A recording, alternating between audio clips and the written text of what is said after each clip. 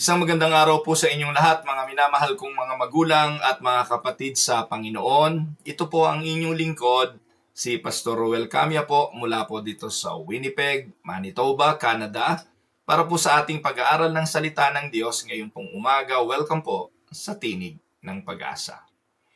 Bilang pagpapatuloy po ng ating pag-aaral sa 10 Commandments, ang atin pong topic ngayong araw ay ang 7th commandment. Matatagpuan po ito sa Exodus chapter 20 verse 14.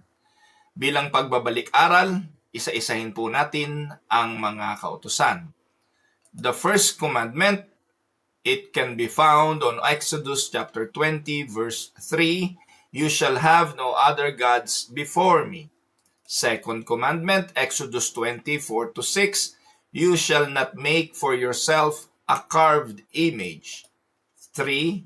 Exodus 20 verse 7, "You shall not take the name of the Lord your God in vain." The fourth commandment, Exodus 20:8-11, "Remember the Sabbath day to keep it holy." The fifth commandment, Exodus 20 verse 12, "Honor your father and your mother." And the sixth commandment, Exodus 20:13, "You shall not murder." Yan po yung mga natalakay na po natin ng nakalipas na mga araw, at ngayon pong araw na ito, dadako na tayo sa 7th commandment, at ito po'y matatagpuan sa Exodus 20 verse 14. Ganito po ang sinasabi: "You shall not commit adultery." Mga minamahal na mga kapatid, the 7th commandment speaks to the sanctity of marriage and sexual purity. In a culture saturated with lust, broken relationships, and moral compromise, this command calls God's people to faithfulness in body, in heart, and mind. Tandaan po natin mga kapatid, kapag ibinigay ang utos, hindi lang ito prohibitions, it is also a call to protect something. For instance, pag sinabing "thou shall not murder," ang pinoproteksyonan ay ang sanctity ng buhay. Kapag sinabing "thou shall not commit adultery," ang proteksyong hinihingi ay sa sanctity of marriage and sexual purity. This commandment is a call to faithfulness in marriage and purity in heart, thought, and action. Sa Reformed theology or Reformed perspective, this law is not merely a restriction but an invitation by God for His people to live in the beauty of God's design for human relationships. Naniniwala po ba kayo na ang Diyos ang nagtadhana, nagtalaga, lumikha ng human relationships? At sa human relationship na ito na itinalaga ng Diyos, naglalagay siya ng panuntunan. Lagi pong may mga prinsipyong nakadikit o kasama ng mga kautusan at ng itinatalaga ng Diyos na relasyon. For instance, magkaiba ang relasyon ng magkaibigan sa relasyon ng mag-asawa. Pwedeng ang mag-asawa ay maging magkaibigan, pero hindi po pwede mga kapatid na yung magkaibigan ay magturingan bilang parang mag-asawa. May mga limitations, may mga itinalaga ang Diyos para lamang sa mag-asawa at hindi pwedeng gawin ng magkaibigan. At ito po yung sexual relationship. Kaya napakahalagang maintindihan natin ito. Ang Diyos ang nagtalaga ng human relationships at itinalaga niya ito para sa kagandahan ng pamumuhay ng tao at ang tao'y mamuhay sa mundo ng maligaya. This commandment upholds not only marital infidelity, but also chastity, self-control, and covenant loyalty as a reflection of God's own holy and faithful character. Take note mga kapatid, ang kautusan ba na "thou shall not commit adultery" ay para lang sa may asawa? Paano naman ang mga dalaga? Paano naman yung mga balo? Paano naman yung mga single? Hindi po ba sila magkakasala sa usaping ito dahil wala naman silang mga asawa? So, let us dig deeper and let us understand the second command o the seventh commandment para lubusan natin itong maintindihan. Now, let us go to the study. No? Understanding the seventh commandment. Sabi po, siguro in order for us to ano ba nangyari? Bakit nagkaganon?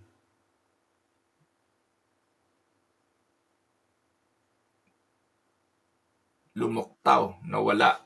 Saglit lang po mga kapatid. Oh. At meron lang tayong isa sa ayos ng konti. Nagkamali po yung ating ano. Ayan. So, ayan. So, para malinaw. Nagkamali yung salansan ko ng PowerPoint. So, let us go and understand the seventh commandment. So, bago natin to puntahan at unawain, i-define muna natin what is adultery. Ang sabi, thou shall not commit adultery. Don, what is the meaning of adultery? Adultery is a sexual relationship outside the covenant of marriage, particularly involving at least one married person. But this commandment is broader because it prohibits all sexual immorality. And that includes fornication, meaning sex before marriage, pornography and lust, homosexual acts, emotional infidelity, and impure thoughts and intentions. So lahat ng mga bagay na ito ay pasok sa usapin ng adultery. Sinabi nga ng Panginoong Jesus sa Matthew 5:27-28, you have heard, you shall not commit adultery. But Jesus says to you that everyone who looks at a woman with lustful intent has already committed adultery with her in his heart. So it was expanded, ibig sabihin, iba ba yung adultery sa Old Testament? Sa adultery sa pagtuturo ng Panginoon? No, hindi. Parehas lang yan. Pero ang ating Panginoong Jesucristo, kaya mukhang in-expand ang kahulugan nito, ay naipaliwanag niya ito ng maayos sa New Testament. No, na ang tumingin lang daw ng may pagnanasa sa isang babae o isang lalaki ay nagkakasala na with lustful intent, rather, has already committed adultery with her or with his in her heart.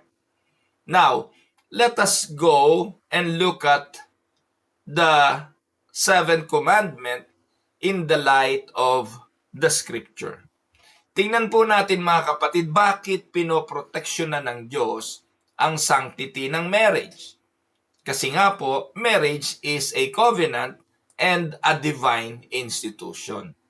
Ang Diyos po ang nagtalaga nito. Hindi po naimbento ng tao ang pag-aasawa. Hindi po tao lang ang gumawa nito. The fact that God gave the woman to the man in Genesis 2:24, makikita natin na ang Diyos ang siyang nagtalaga.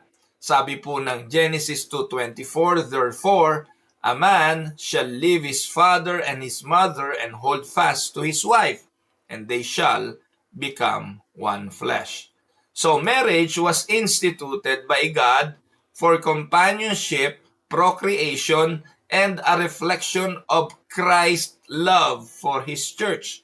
Binigyan to ng emphasis ni Apostol Pablo nang isinulat niya ang Ephesians chapter 5:25 hanggang 32. Inilalarawan ng pag-aasawa ang pag-ibig ng ating Panginoong Hesukristo sa kanyang simbahan, sa kanyang iglesia bilang kanyang bride. Kaya nga po ang paglalarawan ng Biblia sa second coming is the groom coming to get his bride, the church. So second, dapat nating makita mga kapatid, yung adultery ay violation ng God's order. Kasi ang Diyos ang nag-institute ng marriage, it is a covenant relationship sa pagitan ng isang babae, isang lalaki, at ng Diyos. Any violation of that order ay considered to be an adulterous relationship. Sabi po ng Proverbs chapter 6 verse 32, he who commit adultery lacks sense. He who does it destroys himself. Bakit ganon? Kasi dalawa na kayo eh. Hindi na kayo pwedeng paghiwalayin. Kapag ang mag-asawa ay pinagsama, hindi lang ng ritual ng pagkakasal, kung hindi itinalaga ng Diyos sa covenant relationship na ito, hindi pwedeng paghiwalayin ng walang masasaktan. At take note, pag pinaghiwalay ang dalawang ito, pareho silang masasaktan. Kaya ang sabi ng Proverbs 6:32, he who commits adultery lacks sense. Sa termino ko, pwede kong sabihin dyan napakabobo nang nagkukumit ng adultery.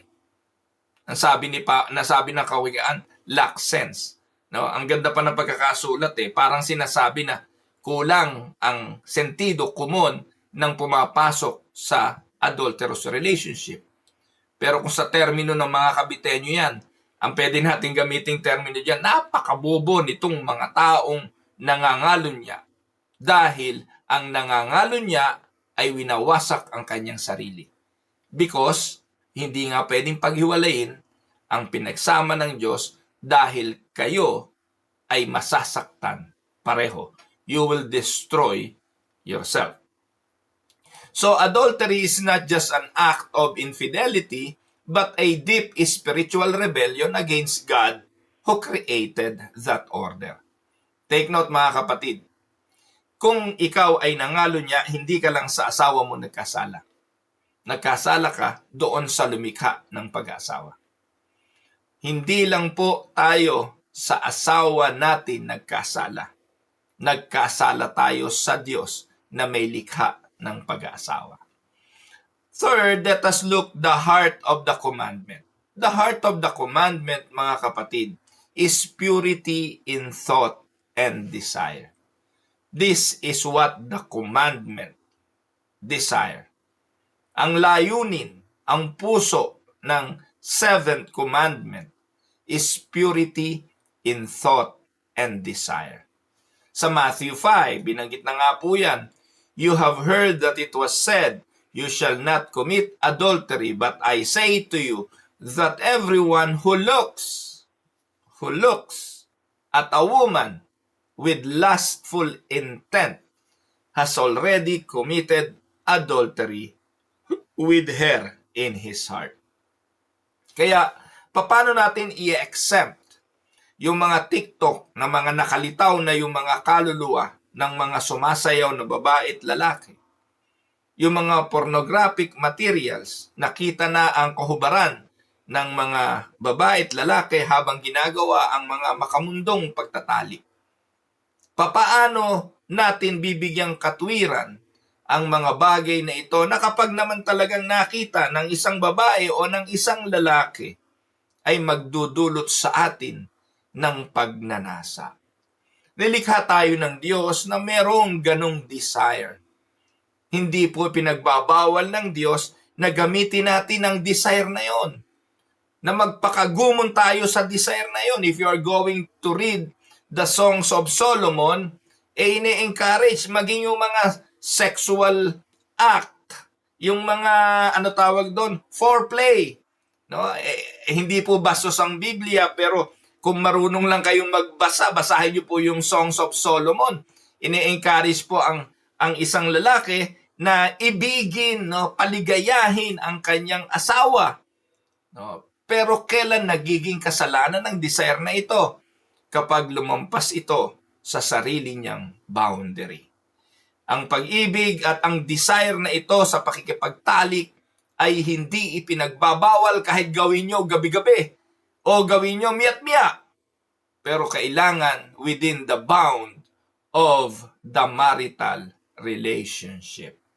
So Jesus teaches that purity is not only external but also internal. Because lust is adultery of the heart. Mga kapatid, wala pong nakapagmamasturbate nang walang ini-imagine. Ano po? Kasi yung private part ng isang tao, I can only speak for myself as a man. I cannot speak for a woman. Di naman po ako naging babae pa kahit kailan. So, yung pong parte ng lalaki, no, yung kanyang reproductive organ, just like any part ng katawan ng lalaki. Daliri, ilong, tenga, parte yan ng katawan. May mga function yan, mga kapatid. Pero, kabukod tangi, yung private part ng lalaki na yon ang nai-stimulate ng kaisipan. Yung pong ilong ko, kahit anong imagine ko, hindi gagalaw yan. Hindi yan gagalaw. No, pwede kong paggalawin, may napapagalaw nga ilong eh. Yan tenga ko, hindi ko yan mauutosang lumaki, bumaba. Kasi yan ang disenyo yan eh. Pero bakit? Yung parte ng reproductive organ ng lalaki na i-stimulate ng kaisipan, napapahaba, nagagawa niya na makapagpalabas ng similya. Galing sa isipan. Sorry, I don't want to be very vivid about this explanation.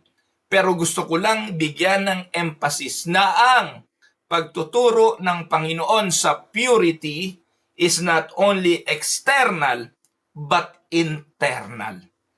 Tandaan na sa isipan natin nakakaapekto ito sa ating katawan.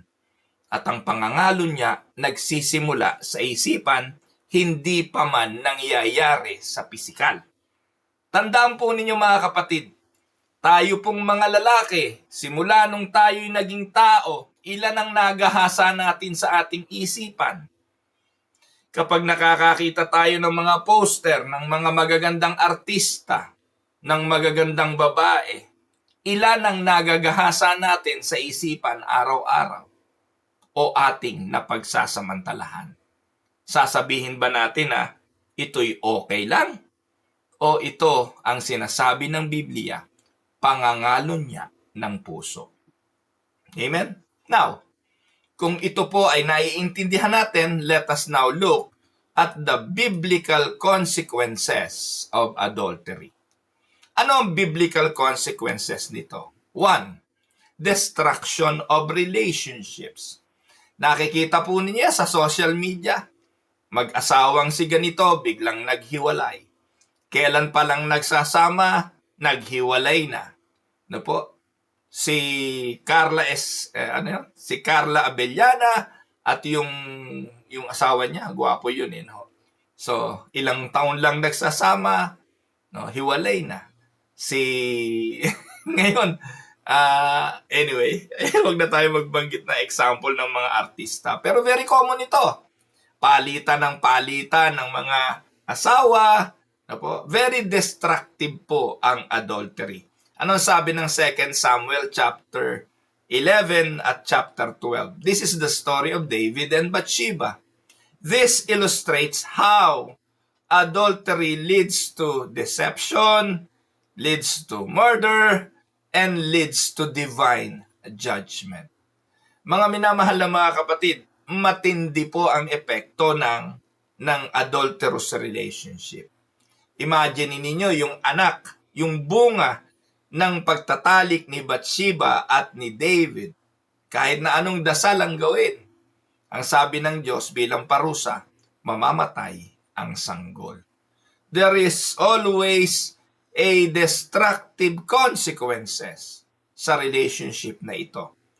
At ito'y humantong sa pagkamatay ni Urias, na ang pumatay ay walang iba kundi ang hari na pinakamalapit sa puso ng Diyos. Nagiging clouded yung ating mga isipan ng mga bagay na mali kapag tayo'y napasuong sa ganitong matinding pagnanasang sexual. Kaya ang sabi po ng Hebrews 13 verse 4, let marriage be held in honor among all, and let the marriage bed be undefiled, for God will judge the sexually immoral and adulterous. Take note, yung adultery, yung mga adulterous, inihanay ng Diyos sa mga sexually immoral. Ano yung magiging spiritual consequences nito? Take note, kung may distraction ang adulterous relationship, meron din itong spiritual consequences. Sabi ng 1 Corinthians 6, 9, and 10, "Or do you not know that the unrighteous will not inherit the kingdom of God? Do not be deceived. Neither the sexually immoral, nor idolaters, nor adulterers will inherit the kingdom of God." Sin corrupts our relationship with God and distances us from His blessings. Ito po ang katotohanan. Tinatanggal nito ang ating kapayapaan at ang kaligayahan ng pagiging isang mananampalataya. Meron din itong societal and familial consequences. Nagre-resulta ang adultery ng broken families, fatherless children, and the moral decay of society. It can often stem from the disregard for God's standards of purity. Ngayon, napakadami pong kung tawagin ay single parents. Nung araw, ang tawag doon ay disgrasyada. Ginagawa po nating pangit ang termino ng mga disgrasyada, no? Maliban na lang kung ito'y bunga ng na-rape, kaya nabuntis, nagkaanak. Pero most of the time, nung araw, may stigma at mayroong pong pangit na katawagan ang babaeng walang asawa o ang lalaking walang asawa sapagkat dinidiscourage ito ng community. Dinidiscourage ito ng society na hindi normal na ikaw ay may anak na walang asawa. Kaya nung araw, nung tayo bata-bata pa, yung mga kaidarin ko, ang tawag natin sa mga babaeng nagkaganito ay disgrasyada. Ibig sabihin na disgrasya, hindi plano, hindi yun ang normal, hindi iyon ang kagustuhan. Pero ngayon mga kapatid, pinaganda ito ng society, parang champion pa sila, na ang tawag sa kanila ay single parent. Single parent, na para bang kahit sila'y single, they can do the parental duties of a wife and a husband or a mother or a father. At ironically, minsan, hindi na mga makonsider na disgrasyada kasi kapag sinabing na disgrasya, minsan one time lang yun na disgrasya. Pero ngayon makikita ninyo, talagang nagpapadisgrasya. No? Minsan apat ang anak, apat ang tatay, iba-iba. Tapos may mga tatay, anak ng anak, puro panganay, ipinagyayabang pa, meron siyang 4-5 panganay sa iba't ibang babae. Kaya ano epekto nito sa society? Ano epekto nito sa community? Ang epekto kapag walang tatay, lilitaw ang daming mga bakla.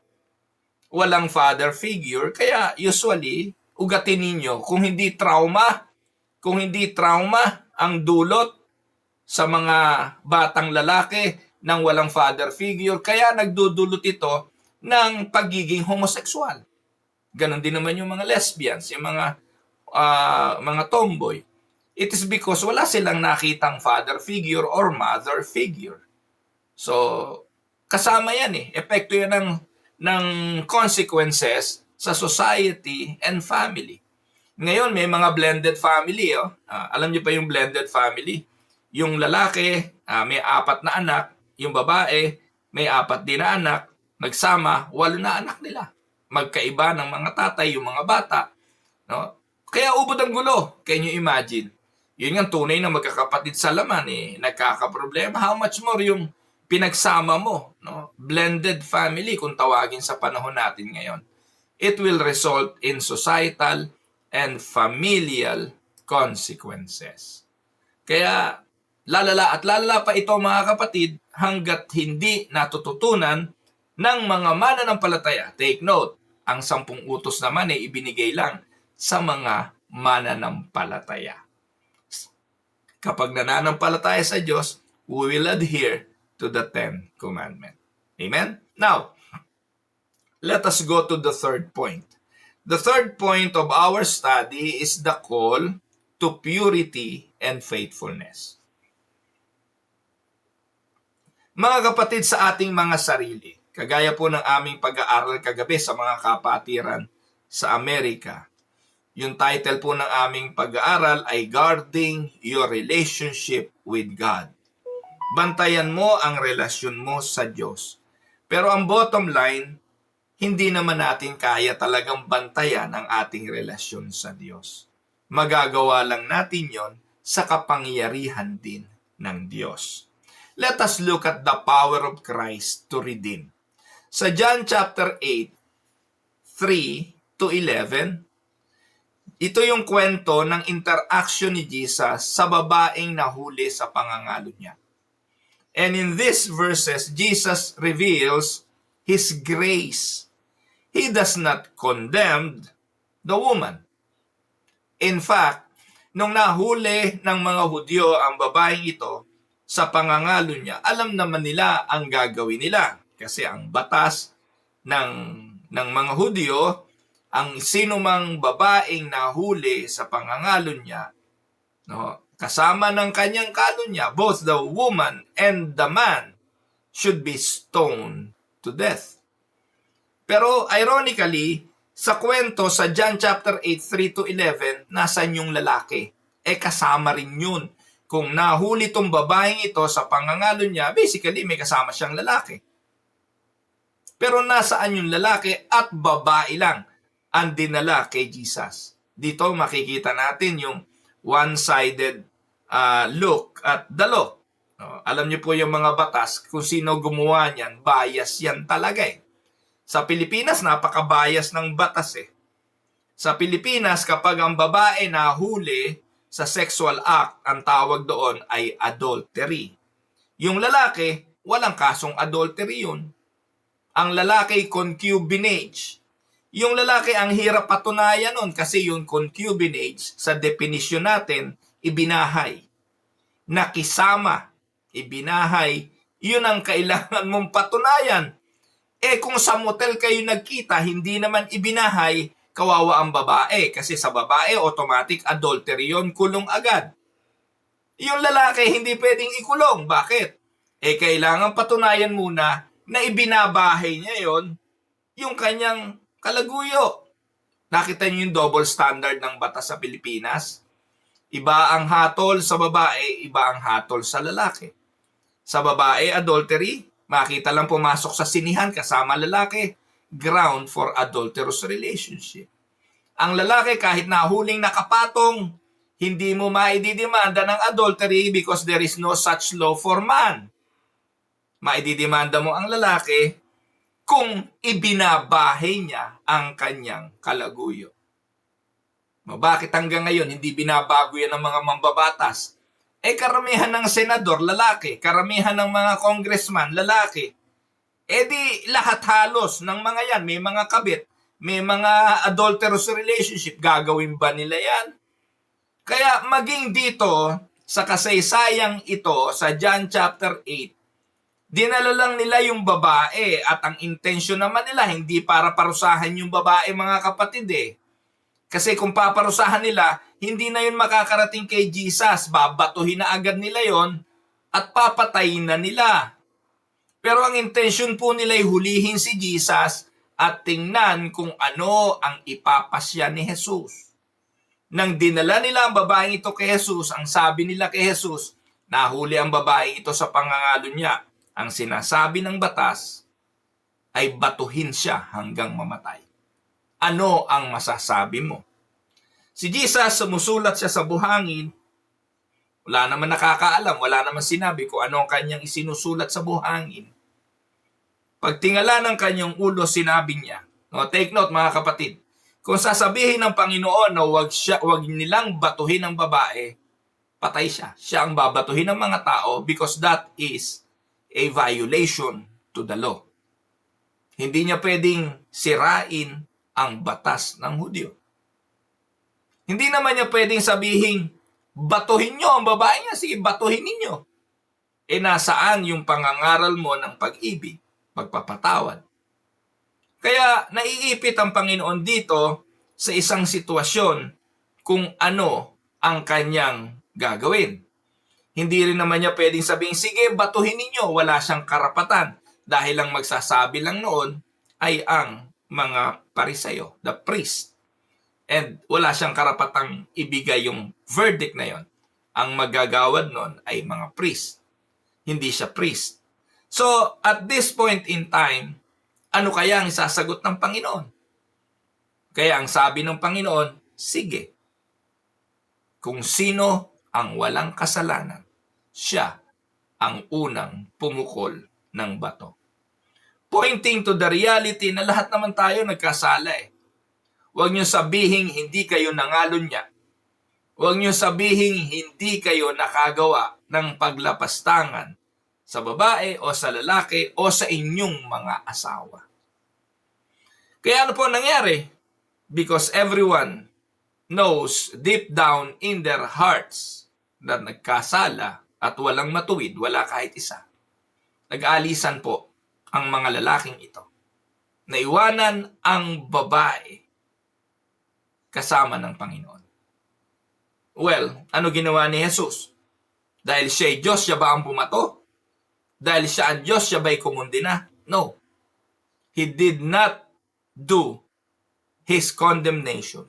Rather, Jesus grant grace to the woman.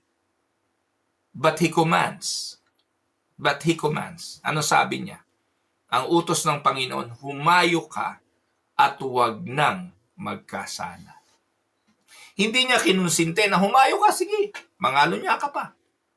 Humayo ka, sige, samahan mo pa yung lalaki mo. Hindi. Sinabi ng Panginoon, humayo ka and sin no more. 1 Corinthians 6:11 says, and such were some of you, but you were washed, you were sanctified, you were justified in the name of the Lord Jesus Christ and by the Spirit of God. Mga kapatid, si Jesus lang ang may kapangyarihan na tumubos sa atin sa pagkakasala ng mga bagay na may kinalaman sa pita ng laman. It is something that is so hard to overcome. The lust of the flesh is something that is really so hard and so difficult na mapagtagumpayan. Kaya maliban na lamang sa tulong ng Diyos na siyang bumabago ng puso, hindi natin to matatagumpayan. Tandaan natin mga kapatid, the gospel offers hope and restoration to those who repent and trust in Christ. Kaya kung nakikinig ka sa akin at ikaw ay nasa ganitong relasyon, kapatid, huwag mong kakalimutan yung mga consequences. Narinig mo ang mensaheng ito, mahal ka ng Diyos, pinapaalalahanan ka na sa pamamagitan ng kanyang biyaya, pagsisihan ang kasalanang ito at manumbalik sa pananampalataya at pagtitiwala sa Panginoong Hesukristo. Pangalawa, we need to guard the heart and mind. Tandaan po natin mga kapatid, lahat ng mga nagiging kasalanan natin, nalilikha muna yan sa ating isipan at sa ating mga puso. That is why we need to saturate our mind with the Word of God para mapalitan ang mga bagay na meron tayo, or rather, in order for us to get new things, we need to get rid of some of the old. Alam nyo mga kapatid, yung mga cabinet natin, lagayan ng damit, o kung anumang mga bagay na inilalagay natin, kung puno na ito, wala ka nang mailalagay. So anong dapat gawin? Tanggalan mo muna ito ng laman para makapaglagay ng bago. Alam niyo po, lumalaki ang mga bata, lumalaki ang ating mga katawan. May mga damit po ako dati na naisusuot ko, ngayon hindi ko na naisusuot. So ang nangyayari, si misis ko on a yearly basis, nagde-declutter po siya. May mga damit na inilalagay na po niya sa supot at ipinamimigay na po ito, dinadala po sa mga Salvation Army, sa mga thrift store at ipinamimigay. So para po magkaroon ng lugar para sa mga bago. Ganon din po sa ating puso, ganon sa ating isipan. Lagyan natin ito ng salita ng Diyos araw-araw.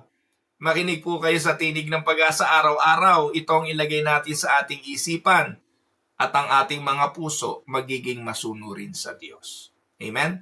Get rid of the old, those lustful thinking, those adulterous mindset. Palitan natin to ng salita ng Diyos. Bantayan natin. Ano sabi ni Job? I have made a covenant with my eyes. How then could I gaze at a virgin? Philippians 4:8, ang sabi ni Pablo, finally, brothers, whatever is true, whatever is honorable, whatever is just, whatever is pure, think about these things. Yan ang ilagay natin sa isipan natin. Kargahan natin ang ating mga isipan ng mga bagay na sinasabi ni Pablo sa Philippians 4:8. Now, here are some practical steps to faithfulness. Papaano tayo magiging tapat sa ating mga asawa? Una, importante ang accountability. We need to have an accountability partner. We need to be accountable. Ano po ang sabi ng Ecclesiastes 4:9-10? Ano po? A faithful friend or mentor helps, keeps us accountable. Pangalawa, fleeing temptation. Tumakas ka sa teritoryo ng kaaway. We must actively avoid situations that lead to sin. Paulit-ulit kong sinasabi, dyan ka mahina, dyan ka patambay ng tambay. Mahina ka sa tukso, doon pa sa lugar ng tukso ka nagtatampisaw. Mahina ka sa sugal, lumayo ka sa kasino.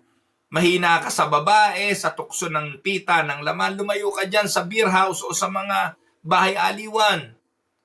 No? Mahina ka sa pornografiya, itapon mo na ang computer mo.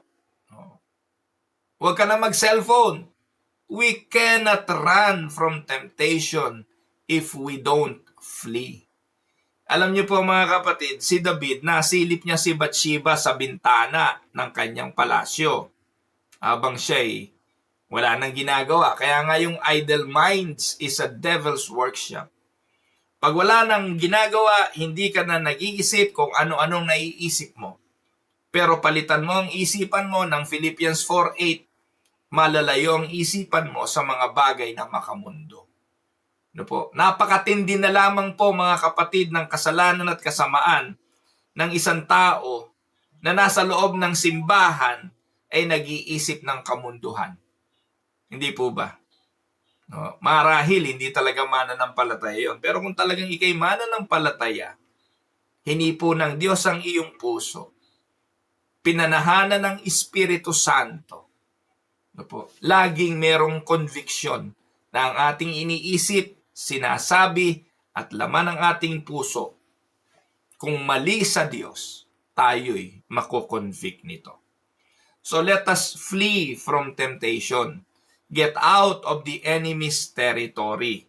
Huwag po kayong patanaw-teban. Alam niyo po ba yung patanaw-teban? Sa amin po sa Cavite, yun po yung mga lalaki na kapag nakakita ng inuman, labas ng labas. Kung kailan, yung man tipong may nagiinuman doon sa labas ng bahay niya, doon siya magwawalis para matawag. Para matanaw ng mga nagiinuman. Para makawayan, talika, sali ka sa amin. Tawag doon sa amin sa Cavite, patanaw-teban. At marami pong mga tao parang si Teban. No? Alam na mahina siya doon, patanaw pa. Mahina sa pornography, punta pa ng punta sa mga website ng mga bastos. Bukas ng mga TikTok at kung ano-anong mga sa cellphone.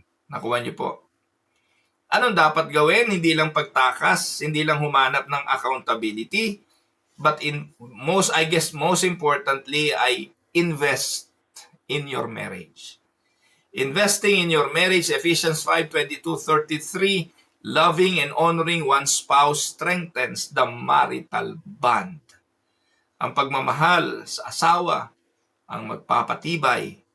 Ano po? Ang paggalang sa asawa ang magpapatibay sa marital bond. Amen?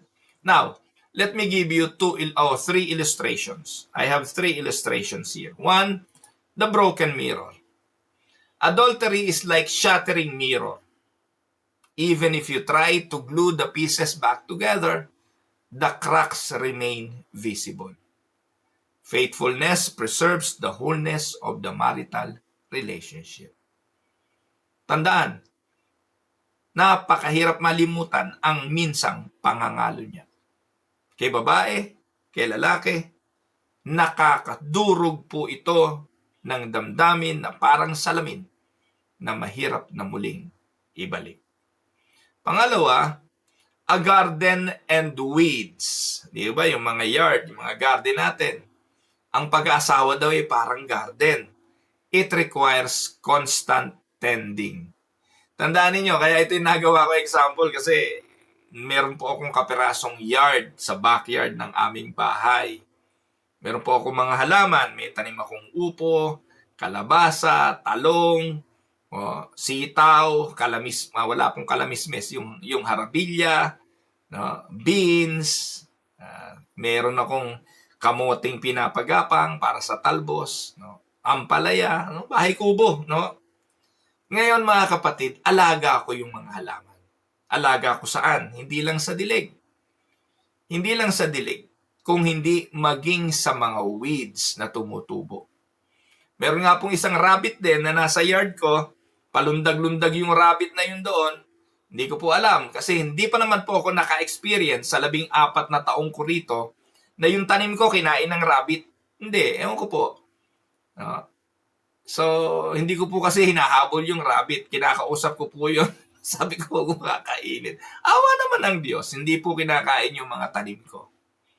No? Ngayon, ang punto ko rito, pag na-neglect mo ang iyong garden, weeds like temptation will sprout that can choke out the love and trust. Ganon din ang ating pag-aasawa. Hindi po ba? Kaya importante, tanggalan natin ito ng mga mapamuksang weeds. Ano po? Or dandelion. Dito po sa Canada, yung dandelion weed yun No? At yun ding illustration ng fire in a fireplace. Alam niyo po ba na ang sexual desire is like a fire? In the fireplace or marriage, it provides warmth and comfort. Pero outside marriage, yung sexual desire ay pwedeng maging destructive fire. Meron po kami ngayon dito sa Manitoba na forest fire. Ubod ng lawak na po ang nasunog. Marami na pong kabahayan ang nasunog. Marami na pong mga inilikas na mga tao. At meron na pong mga namatay. Ganun po inilalarawan ang sexual desire. It is like a fire. Okay lang siya pag nasa loob siya ng fireplace. Okay lang siya kahanggat nakokontrol. Pero pag lumabas na siya sa sarili niyang boundary, gano'n na rin po. Pwede ko pa dagdagan ito ng isang illustration katulad ng ilog. Ang tubig na rumaragasa sa ilog hanggat nandun siya sa kanyang bank, wala ko siyang problema. Ganon din ang sexual desire. Hanggat within the bank, wala akong problema. Pero nagiging destructive ito kapag sumakabilang ilog. Tama? Yan. Now, here's the challenge. Fourth, living a life of purity. Purity is not simply avoiding sexual sin. Purity is delighting in Christ more than in sinful pleasures. Amen? Alam niyo mga kapatid, ewan ko kung kayo'y naka-attend na ng Christian Fellowship. Gawain ng kababaihan, gawain ng kalalakihan, nag-fellowship kayo. Mga kapatid, ako po'y nakakasumpong ng kaligayahan, ng kagalakan kapag naandun sa mga ganong klase ng gawain. Wala pong sexual desire doon. But the pleasure, the joy of enjoying my brothers and sisters in Christ, most of the time it is incomparable. Kaya living a life of purity is delighting in Christ and His children. Makipag-fellowship kayo, Dumalo kayo sa mga gawain ng pagtitipon.